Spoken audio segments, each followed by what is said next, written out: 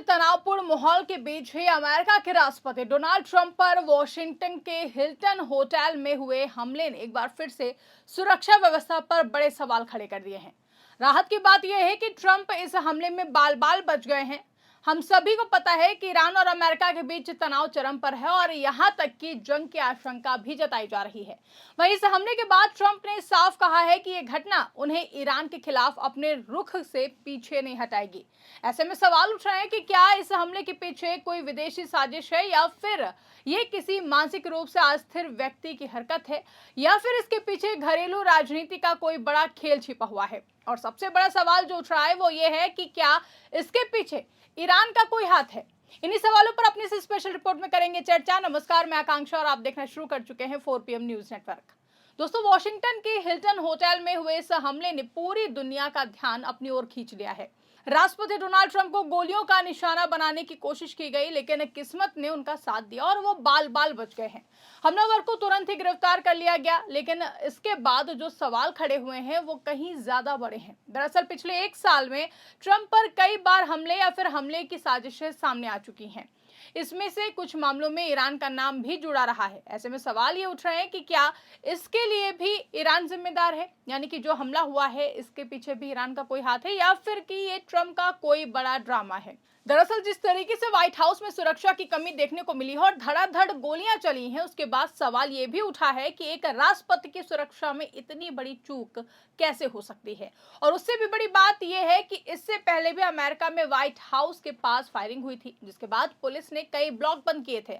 और सबसे बड़ी बात यह कि जिस समय ये फायरिंग हुई थी उस वक्त राष्ट्रपति डोनाल्ड ट्रंप व्हाइट हाउस में ही मौजूद थे। आज सत्ता की आंखों में आंखें डालकर पत्रकारिता करना मुश्किल हो गया है। हमारे 4 PM नेशनल यूट्यूब और फेसबुक चैनल को, जिसे आपका प्यार और विश्वास हमेशा से मिलता रहा है, उसे बंद करके सरकार ने यह साबित कर दिया है कि वो आपके सवालों से कितना डरती है। मुश्किल दौर है, लेकिन हम ना रुके थे और ना ही रुकेंगे। हम सच के लिए हमेशा लड़ते रहेंगे। ऐसे में 4 PM यूपी को ज्यादा से ज्यादा ज्वाइन करें और स्वतंत्र पत्रकारिता को जिंदा रखने के लिए जितना हो सके उतना हमारा आर्थिक सहयोग करें। आपके सहयोग से ये जंग हम जीत कर रहेंगे। तो फिर आखिर अब एक बार फिर से डोनाल्ड ट्रंप की सुरक्षा में इतनी बड़ी लापरवाही होना कई सवाल उठाता है और कई तरीके के गंभीर आरोप भी लगाते हैं। हालांकि किसी ठोस नतीजे पर पहुंचने से पहले यह जानना बेहद जरूरी है कि खुद ट्रंप इस पूरे मामले को कैसे देख रहे हैं। तो ट्रंप ने इस हमले के बाद कहा है कि दुनिया एक खतरनाक जगह है और जब कोई व्यक्ति ताकतवर और प्रभावशाली होता है तो वो निशाने पर आ जाता है। उन्होंने ये भी कहा है कि राष्ट्रपति होना अपने आप में जोखिम भरा काम है और इस तरह की घटनाएं इस पद का हिस्सा हैं। ट्रंप ने साफ शब्दों में कहा है कि यह हमला उन्हें उनके मिशन से पीछे नहीं हटा सकता है। उन्होंने इसे कायरतापूर्ण हरकत बताया और यह भी कहा कि ईरान के खिलाफ चल रही उनकी नीति या संभावित युद्ध पर इसका कोई असर नहीं पड़ेगा। ध्यान देने वाली बात यह है कि ट्रंप ने सीधे तौर पर यह नहीं कहा है कि हमलावर का संबंध ईरान से है, लेकिन उन्होंने इस हमले को ईरान से जुड़े तनाव से जोड़कर पेश जरूर किया है और इस हमले के पीछे ईरान का हाथ होने को लेकर के कहा कि मुझे ऐसा नहीं लगता है, लेकिन कुछ भी कहा नहीं जा सकता है। यानी ट्रंप ने एक तरफ से दोनों संभावनाओं को खुला छोड़ दिया है। एक तरफ उन्होंने इस हमलावर को सिरफिरा और अकेला शूटर बताया, वहीं दूसरी तरफ ये भी कह रहे हैं कि जांच के बाद ही सच्चाई सामने आएगी। अब अगर हम इस पूरे मामले को देखें तो अमेरिका और ईरान के बीच चल रहे तनाव को नजरअंदाज नहीं किया जा सकता है। दोनों देशों के बीच रिश्ते लंबे समय से खराब है और कई बार टकराव की स्थिति भी बन चुकी है। ऐसे में जब भी ट्रंप पर हमला होता है तो ईरान का नाम अपने आप चर्चा में आ जाता है। पिछले कुछ मामलों पर नजर डालें तो 2024 के दौरान राष्ट्रपति चुनाव के समय ट्रंप की हत्या की साजिश का खुलासा हुआ था। इस साजिश में एक विदेशी नागरिक का नाम सामने आया था, जिसके बारे में अमेरिकी जांच एजेंसियों ने दावा किया था कि उसे ईरान की IRGC से ट्रेनिंग मिली थी। इस साजिश के तहत ट्रंप की हत्या के लिए बाकायदा प्लान बनाया गया था। हमला कहां होगा, किस तरह से होगा और कौन इसे अंजाम देगा, सब कुछ तय किया गया था।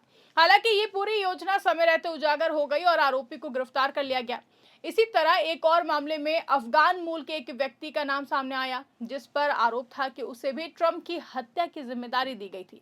अमेरिकी न्याय विभाग के अनुसार इस व्यक्ति ने जेल में रहते हुए अपने कॉन्टैक्ट्स के जरिए हमले की योजना तैयार की थी। हालांकि ये साजिश भी सफल नहीं हो सकी। इन घटनाओं के चलते अमेरिकी सुरक्षा एजेंसियां पहले से ही काफी ज्यादा सतर्क थी।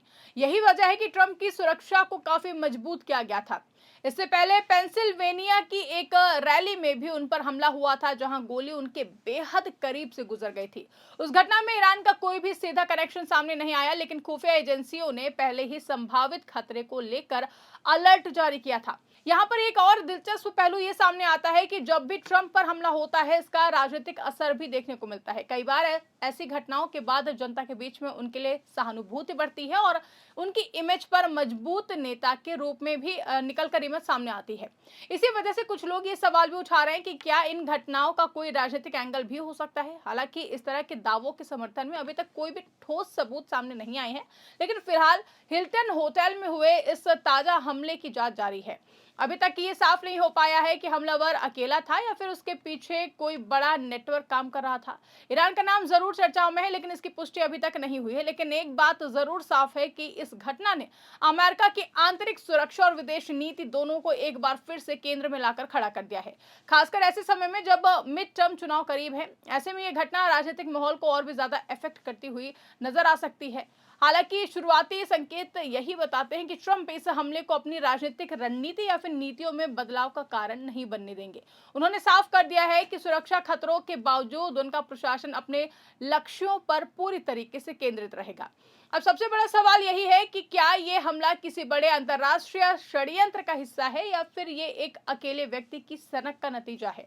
इसका जवाब आने वाले दिनों में जांच एजेंसियों की रिपोर्ट से ही मिलेगा। तब तक के लिए इतना जरूर कहा जा सकता है कि डोनाल्ड ट्रंप पर हुआ ये हमला सिर्फ एक आपराधिक घटना नहीं, बल्कि इसके पीछे कई राजनीतिक, कूटनीतिक और रणनीतिक परतें छिपी हो सकती हैं, जिनका खुलासा होना भी बाकी है। फिलहाल के इस खबर में बस इतना ही। इस पूरी रिपोर्ट को लेकर के और जिस तरीके से डोनाल्ड ट्रंप पर हमला हुआ है, इस पर आपकी क्या राय है, कमेंट करके हमें जरूर बताइएगा। फिलहाल के लिए इस खबर में बस इतना ही। अगर वीडियो पसंद आई हो तो उसको लाइक करें, शेयर करें, चैनल को सब्सक्राइब करें और ज्वाइन करना ना भूलें और देखते रहिए 4PM न्यूज नेटवर्क।